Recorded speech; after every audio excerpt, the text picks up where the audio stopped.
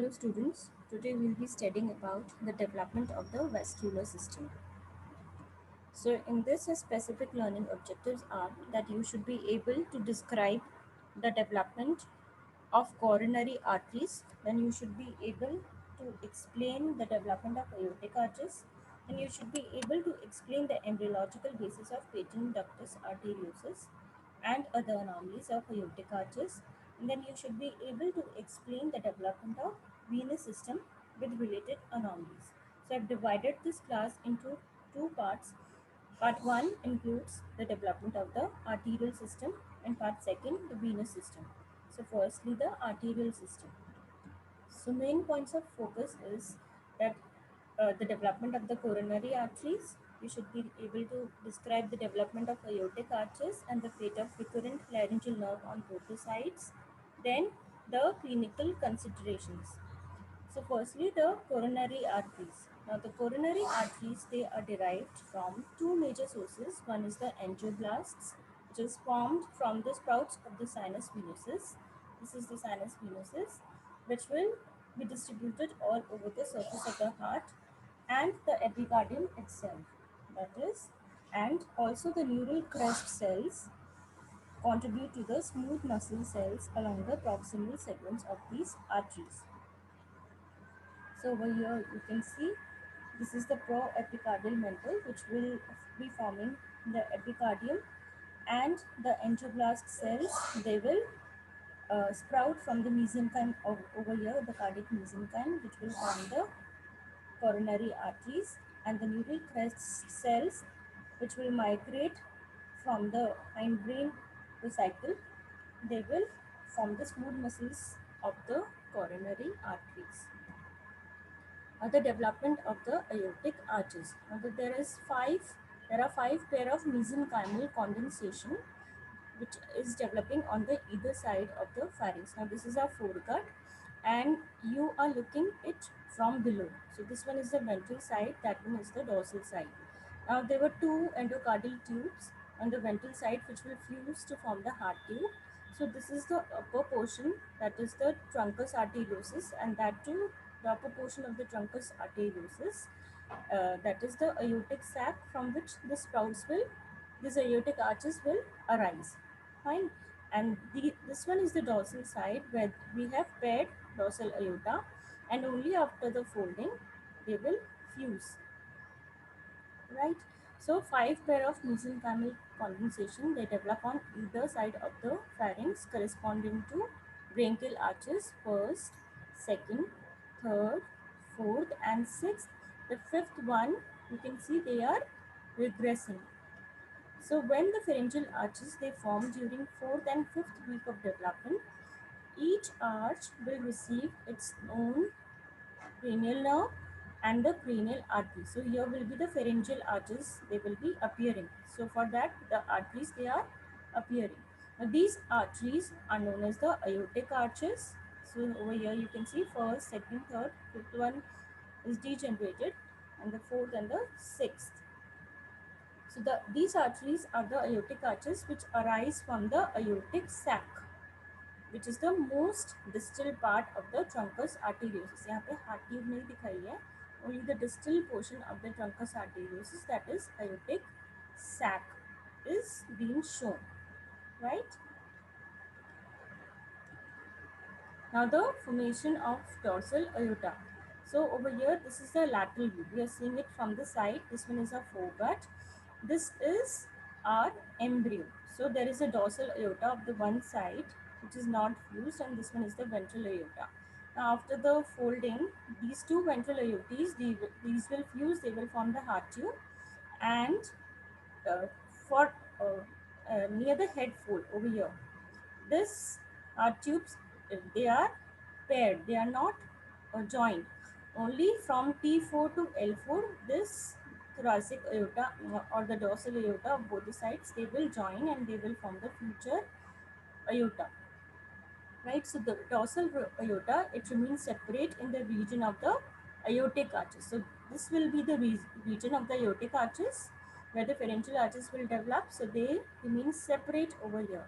But during the fourth week, they fuse together from the fourth यहाँ पे I told you the dorsal aorta, they will fuse from T4 to L4 to form the midline dorsal aorta. So it is unpaired only at the region, it is paired only at the region of the pharyngeal arches. Rest of the place the dorsal aorta will fuse. Now what you have to remember throughout a lecture is that all the arches are not present simultaneously. They are being continuously remodeled in a craniocaudal fashion.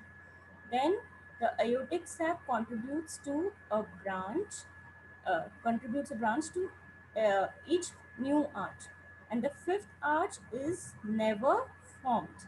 Then the spiral septum of the heart tube, it divides the truncus arteriosus in such a fashion that ascending aorta, the blood goes to the so that the ascending aorta blood goes to the third pharyngeal arch or third aortic arch, and the fourth arch, and the pulmonary trunk जो है वो six arch में खुलेगी. ठीक है, trunks arteriosus का जो कोनोट्रंकल septum था, that is the spiral septum, it divides the truncus arteriosus in such a fashion that third and the fourth aortic arch, they receives blood from the ascending aorta, and the pulmonary trunk will receive the blood from the sixth aortic arch. So over here you can see this is a better view. This one is the fused dorsal aorta from T4 to L4, which I was telling you. This is the fused ventral aortes, or that will form the heart tube. And this is the region of the aortic arches. These are the pharyngeal arches which are being formed continuously from cranial to caudal fashion. So to supply each, there is aortic arch. Now, what is the fate of the first and the second aortic arch? So, by 27 day, most of the first aortic arch, it has disappeared. This means the first aortic arch, the green one. So, a small portion may persist as maxillary artery. So, this one over here, this one is the maxillary artery, and the second aortic arch, they will form the stapedial artery. This one is the stapedial artery.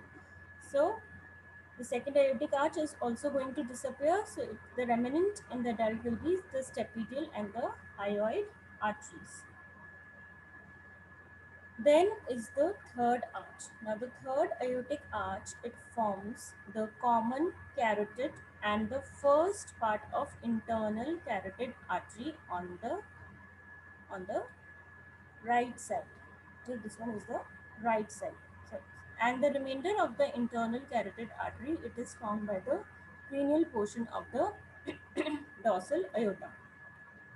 Now the external carotid artery, it is formed by sprouting of this third aortic arch. Now the dorsal aorta between the entrance of the third and the fourth arches is known as the carotid duct. So this one, which is the regressing portion, this is known as the carotid duct. So on both the sides you can see the third arch is having the same fate. It is forming the common carotid and the first part of the internal carotid artery, and the external carotid is being formed by the sprouting of this third aortic arch. Okay, and this one obliterating part of the dorsal aorta is known as carotid duct. Normally it obliterates. Then comes the fourth aortic arch.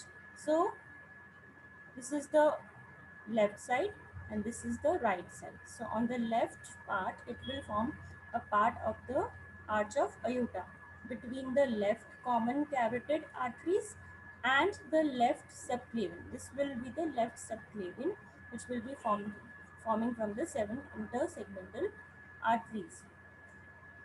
Okay. So, and the right, on the right, it will form the most proximal segment of the right subclavian artery, the distal part of which is formed by a portion of the right dorsal aorta and the 7 intersegmental arteries. So this one is on the right side, it is forming the right subclavian artery. So right subclavian artery, it is contributed by the fourth aortic arch, a part of the dorsal aorta, and the 7 intersegmental artery. Now the right dorsal aorta, which is between the origin of the seventh intersegmental artery and the junction of the left dorsal aorta, they will it will obliterate. So this is normal. While on the left side it is not obliterating. So what are the other changes in the aortic arches? That is, there is during continuous cephalic folding also. So during cephalic folding, the growth of the forebrain and the elongation of the neck. All these three factors, they will push the heart into the thoracic cavity. So what will happen when the thoracic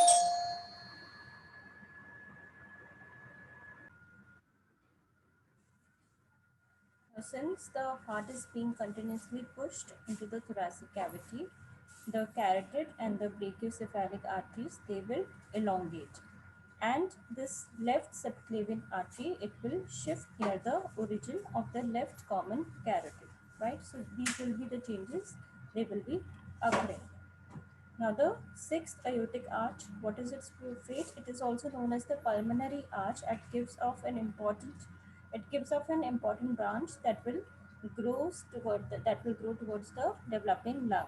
So on the right side, the proximal part becomes the proximal segment of the right pulmonary artery, and the distal portion, it will loses its connection with the dorsal aorta and it will disappear.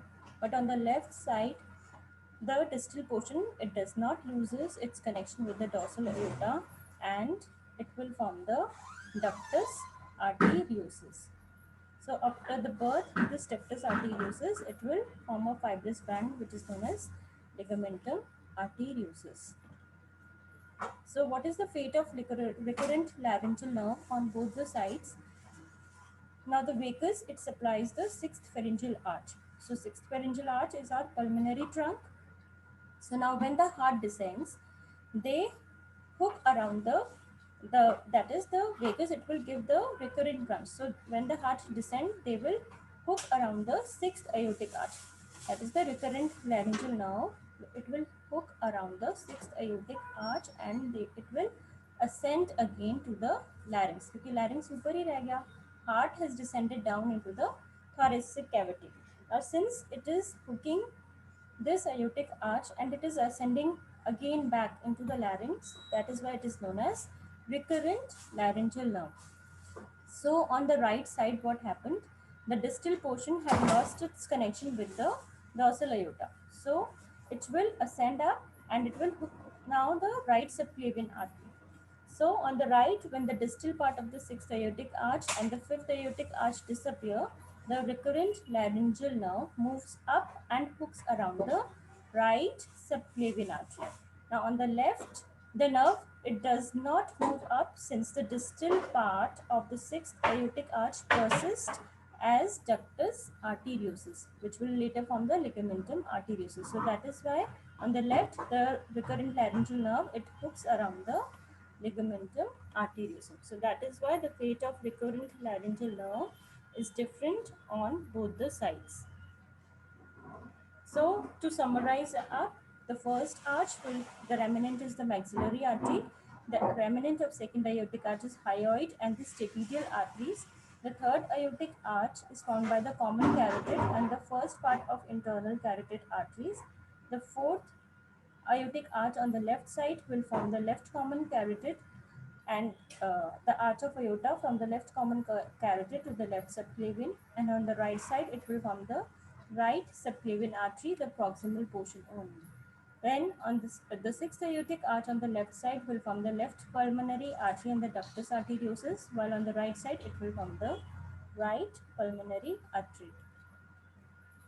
So now the first clinical anomaly is the coarctation of aorta. The coarctation means narrowing of the lumen of the aorta. So it occurs due to the extension of process of obliteration of ductus arteriosus. Now the ductus arteriosus, it is being obliterated gradually. So if the process extends proximally also, so that it will lead to coarctation of aorta.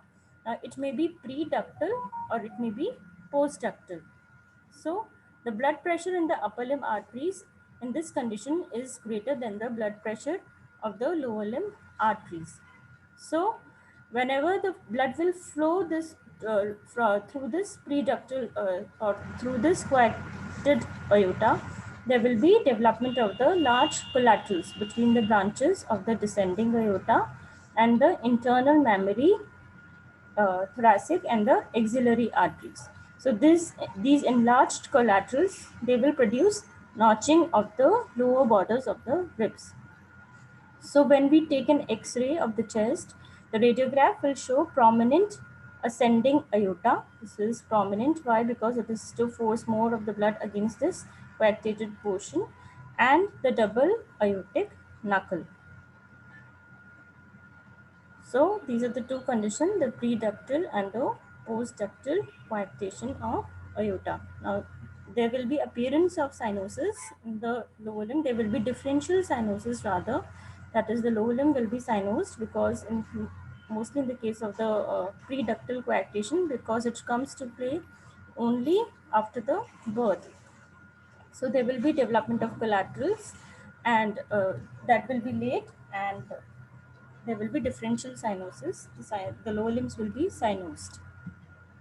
There is the patent ductus arteriosus. It occurs when the ductus arteriosus, a connecting channel between the left pulmonary artery and the arch of aorta, it fails to close. So the patent ductus arteriosus, it will cause the shunting of the blood from aorta back into the pulmonary trunk. Then what are the factors which are responsible for the closure of ductus arteriosus? The first and foremost is the rotation of the heart, which occurs at the onset of the respiration. It will cause twisting of the ductus arteriosus. Then is the anoxia in case of hyaline membrane disease. Then the prematurity in premature birth also, it may close early. Then the prostaglandin secretion also surmounts to the closure of ductus arteriosus. Then the failure of normal process of obliteration, which involves cellular hyperplasia of the lining of the duct. The most relevant cause appears to be the contraction of muscles of ductus arteriosus. Then is the double aortic arch. That is, there is a persistent portion of the right dorsal aorta. Normally this would obliterate, but if it persists, it will form a double aortic arch. It will form a vascular ring, and it might enclose the trachea and esophagus. So it may cause constriction of the trachea or esophagus, causing dyspnea and dysphagia respectively. So this is the double aortic arch, which is which is because of the persistence of the portion of right dorsal aorta between the seventh intersegmental artery and the fused portion of the dorsal aorta. Then is the right aortic arch. That is, this portion persists and the left one obliterates. So in this anomaly, the right dorsal aorta segment between the future right subclavian artery and the future thoracic aorta is retained, whereas the fourth aorta, the fourth aortic segment, it is lost. So in this cases, the right-sided aortic arch, the ductus arteriosus, it is stretching. It gets stretched towards the right side, either in front or behind the esophagus and trachea. So it passes behind the esophagus. It may constrict the esophagus and trachea, again causing dysphagia or dyspnea. Then is an interrupted aortic arch. That is, it arises when both the right and the left fourth aortic arches are obliterated, while the distal right dorsal aorta, it is retained. So after the birth, what happens? The aorta, it supplies the head, upper limbs and body, but the lower limb and lower body and the limbs, they are supplied by the pulmonary artery. Okay, so the lower limb will be cyanosed and the upper limb will be, and there will be difference in the arterial pulsation as well. So it is because of the obliteration of the right and the left fourth aortic arches, while the distal right portion of the right dorsal aorta, it is retained. Then there is an anomalous region of the right subclavian artery. It occurs when the artery is formed from the distal portion of the right dorsal aorta and the seventh intersegmental artery. Then the right foot aortic arch and the proximal part of the right dorsal aorta, they gets obliterated. So shortening of the aorta between the left common carotid, this one was the left common carotid, and the left subclavian arteries, the origin of the abnormal right subclavian artery finally settles just below the left subclavian artery, because this will elongate, this will shorten up, so this will ascend upwards, so and this will also ascend upwards.